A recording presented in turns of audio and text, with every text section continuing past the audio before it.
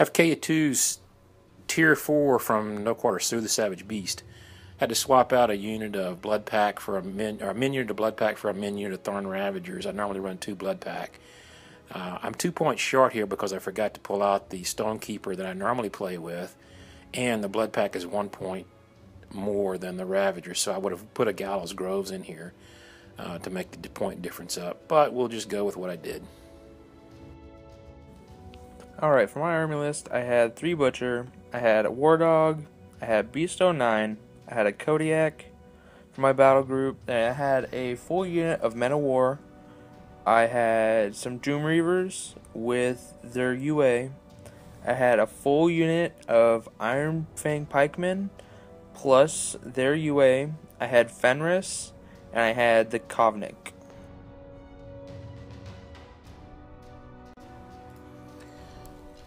I like the setup on this side of the table. I've got the 2 stone walls and the 2 objectives. Can use all of that to stop the Butcher from dragging my army around.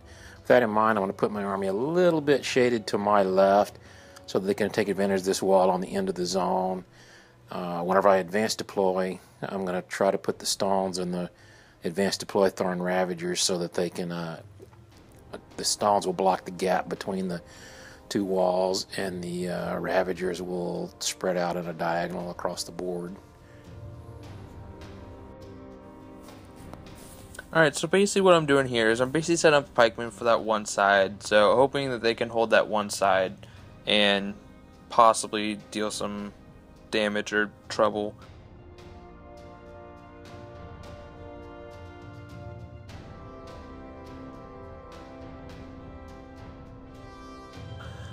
Demo Corps on the other side, so they can hopefully, hold that flank. Then I put Butcher and the Warjacks in the middle, so they can lean to whichever side Kai goes to.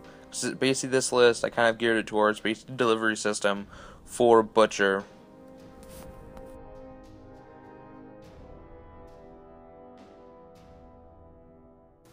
I'm going to place the Tharn Ravagers in a long line across the front of my army, shaded just a little bit so that they can hit that diagonal wall for some cover, staying out of the Doom Reaver's reach for turn 1. Then I'll put the stones behind them so that they can teleport up and kind of block that gap between the 2 walls, giving me a teleport beacon spot, a teleport safe pad, and the ability to keep him from dragging me around. For my advanced deploy, basically all I really did is I put the Doom Reavers kind of centralized so I could kind of sort of mess with them if I needed to, and put their UA in the back so he's protected.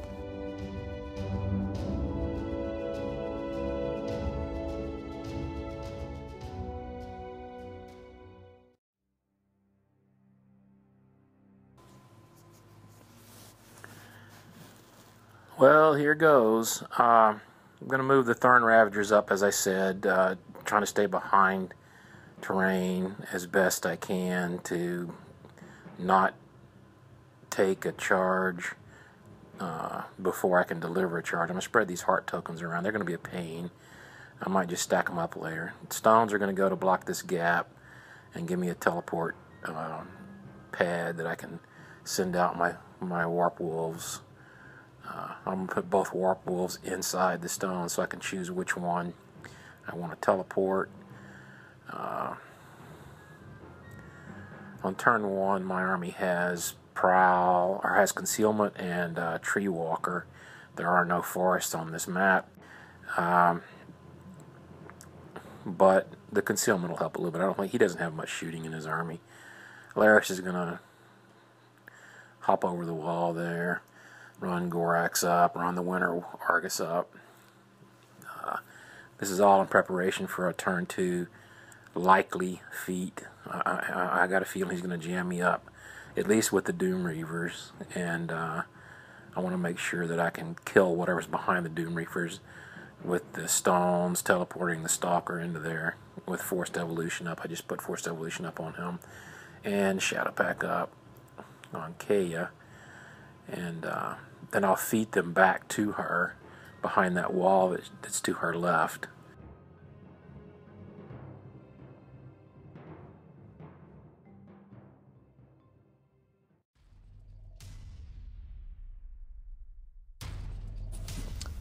Alright, my turn 1. I don't allocate any focus because both jacks can run for free.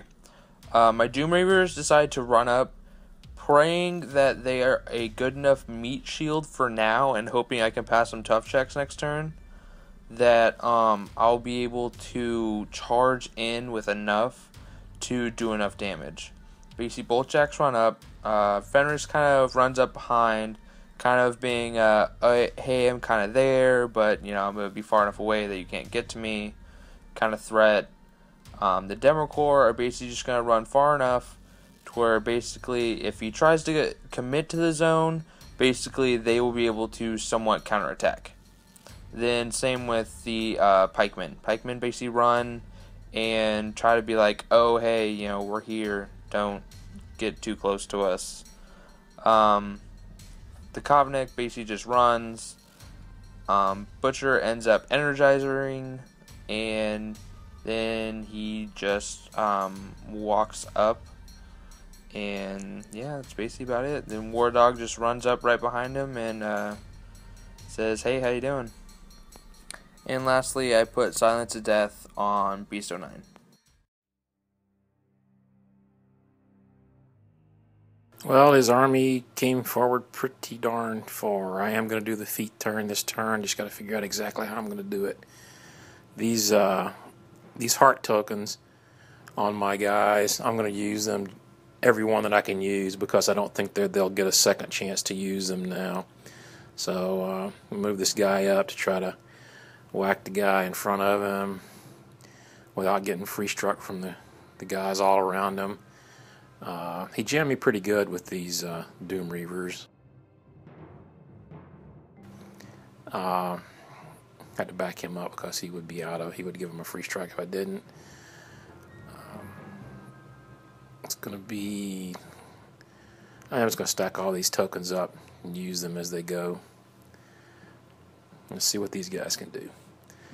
They hit pretty hard, but they're not getting a charge attack off, so then they're Mat 7s and Pal 13s. They do rate to kill them when they hit them. He's getting tough rolls, but we'll see. There's a heart token that I'm not going to be able to use. This guy here. Hitting him over the wall. Boost to hit. I think he missed him.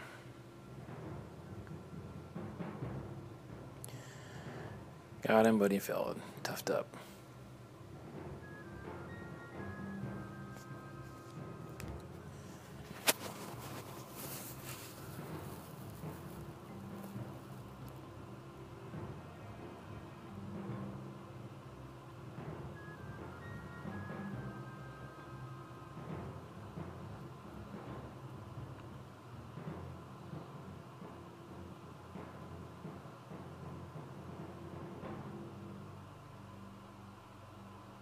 Just barely in range of that guy. Out of range of the guy in front of him though, so couldn't use that heart token. I still have a whole pile of heart tokens on my guys that I'm just not going to be able to use, so I can get some use out of this puppy. I'm going to try to hopefully stay out of reach range of that thing, since I can't measure reach. I just got to get lucky, but I think I'm plenty out of range. Got 2 sprays into these guys. I rate to get 1 or 2 of them. I'm not going to boost really the first spray. Just hope I get lucky. And I don't. I only get 2 guys in the spray and miss them both. I get 3 guys in this one, and I'm going to boost on all 3 of them.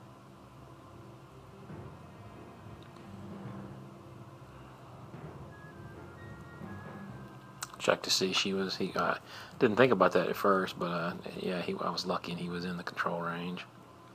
Okay, he's going to move over behind the wall to stay safe from Butcher Drag, and give her beast a places to teleport back to. The Stalker's going to be primaled up when he comes back, so I'm going to point him at a stone or something, so that he doesn't murder something important. And as the stones are going to be sitting there to prevent drag, and they're not going to be able to move because they're going to teleport the Stalker, I'm going to have to Just let him eat one. He's got forced evolution on him. And primal, so whatever he gets next to is probably dead. He can get on Fenris and a heavy jack, and he should be able to take them both out.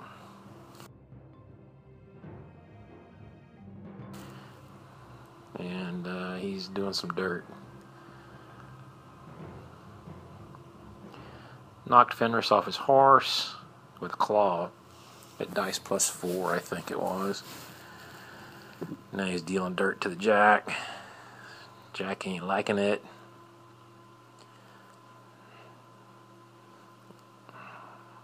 By his third attack, Jack's done. Now he's buying an attack on the dismounted Dragoon. Dragoon's done too. He's going to teleport back. Let's see, where do I want him? I want him within 3 inches of her, facing a stone, and behind the wall. There we go. Good spot.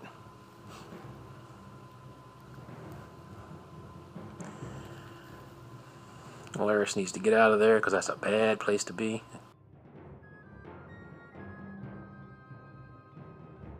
Blood Pack's going to do their thing. See what they can hurt.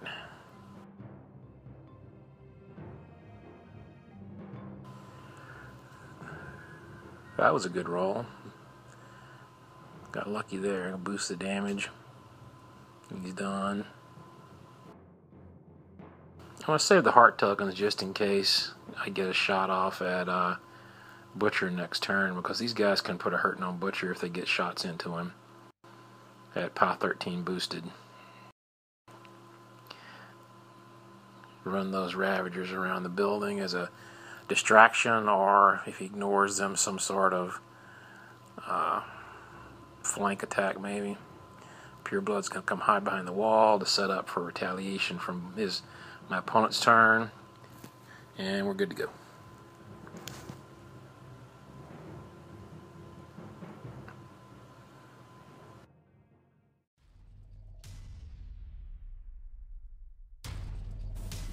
Alright, Khador turn 2. So basically I ended up screwing myself by putting Beast so far forward. Being a circle player myself, I should have noticed about the stones. Beast 09 ended up dying, and so did most of my Doom Reavers, unfortunately. I didn't really make many tough checks. I give a couple focus to the Kodiak, thinking that he is going to be doing something super spectacular, and I end up having a brain fart, and it ends up not working out, and I end up wasting the focus on him. But basically the Doom Reavers just kind of shimmy up and try to cause as much trouble as possible.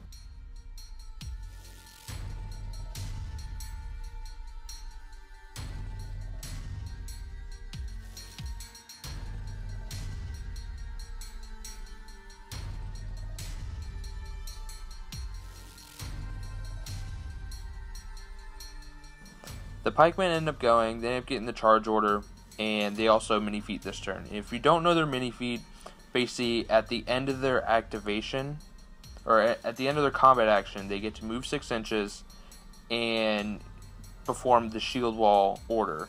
So basically, after doing the whole charge and assault and everything else, they then get to move the 6 inches and get into more of a defensive formation. So it's kind of a, hey, I'm going to attack, and now I'm going to bunker up. So it helps me in the end. Yeah, with charges and everything else, I actually end up killing a few of the Tharn Ravagers, which is actually really good for them. So I was actually really proud of the Pikemen and how they performed. Yeah, I'm just really glad, because generally they missed terribly.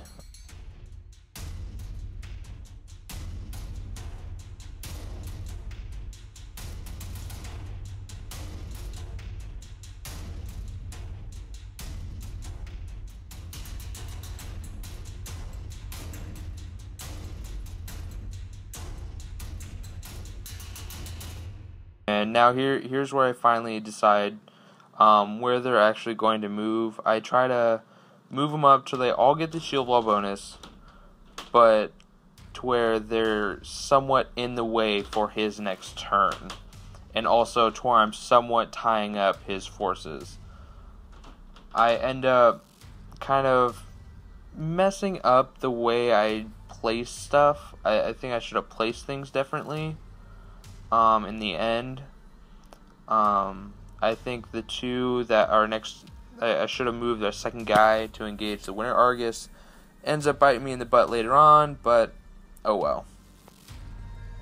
Then I'm still kind of shuffling, not 100% like sure, double checking that nothing's in the stones. Kodiak basically just charges the objective, hitting it, and I am destroying it.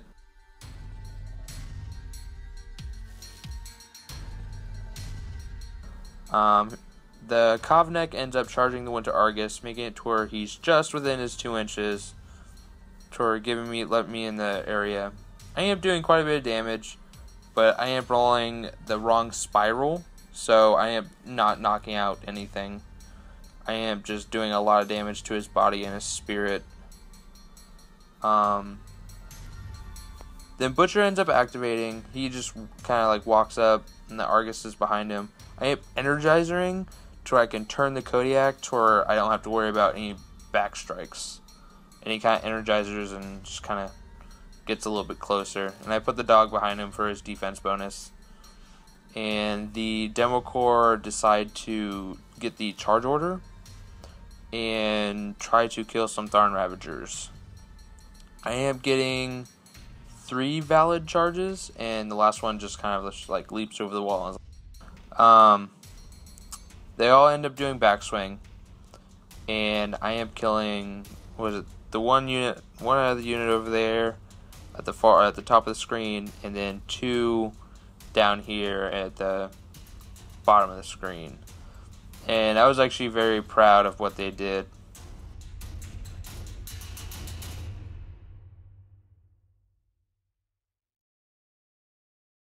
And that's my turn too.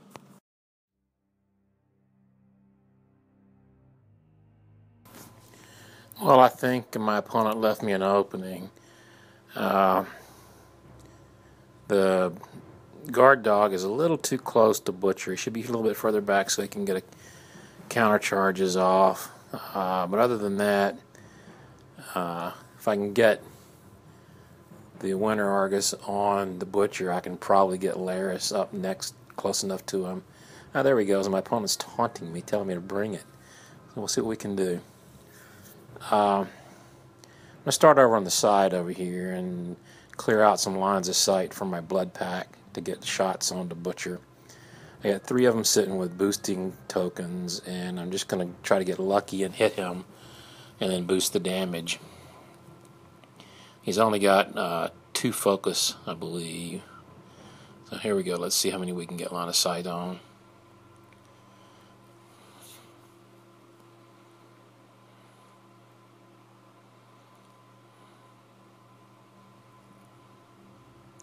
He's got range. He hits. Ow, that hurt. I think it did like 6 damage to him. This one did the same thing. He did like 5. Last guy's out of range. So the next guy's going to shoot the jack. Boost the damage on the jack. Here the jack. These things they hit really hard with these blood tokens to start. They're very scary. I wish I had 2 units of them instead of that wasted unit of Ravagers on the flank over there, but I needed to have all painted dudes for the video. Gorax is going to throw this dude, primal up and throw this dude into the other dude. Oh crap, I forgot that the other dude can't be knocked down. I was trying to clear up the Winter Argus for a shot, and yeah, my collateral damage didn't do any damage to him. So now I got to come up with some other way to clear him out of there. Let's see.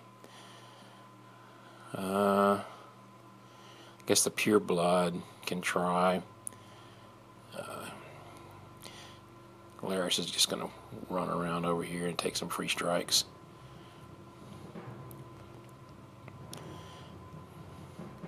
Yep, he's in his melee, so he's going to move out of that and take a free strike. He's got to get close enough that he can, okay, he can teleport. The guy can't kill him, so it's not a big deal. Now Kaya has range to shift over to Butcher. Still not sure she wants to do it. Depends on what this Pureblood does. Pureblood's going to have to go clear out the guy that has the Winter Argus locked up so the Winter Argus can go get Butcher. I'm either going to go over and try to headbutt Butcher or slam Butcher into the other dude. I don't think I can slam him because he's got that one Pikemen or whatever that is in front of Laris there, and I don't think I can get a straight line shot unless this Pureblood can kill them both. And he doesn't. He kills the guy in the way, though.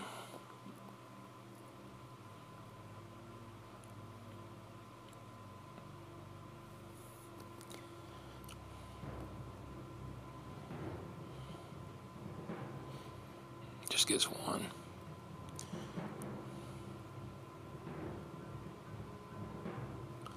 And he gets him. It's opened up.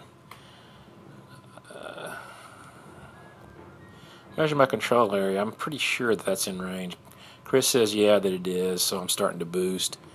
I hit him, get critical hit, critical freeze, and then the judge hands a marker to see if it's in range, and he says looks like it might be out. So I'm back up to figure out something else. And Chris is pretty magnanimous about this. He says just take the fury off and do something else. So I feel cheesy if I just move him up a little bit and spray, so I'm going to go over and try to headbutt him and see what happens. Now see, this is where if the dog if the guard dog wasn't so close, he would be able to countercharge. Oh, I get the Butcher and he's knocked down. Damage him is not going to be much. Kay is going to teleport over and try to finish him off. He's only got like 8 hit points left. Actually, he has 6 left. She boosts the damage. She's getting an additional die because of the wolf. The Winter Argus has Butcher in his melee range, so she's rolling 4 dice for damage, and 1 more boosted hit should do him. Yeah, it does. Game over.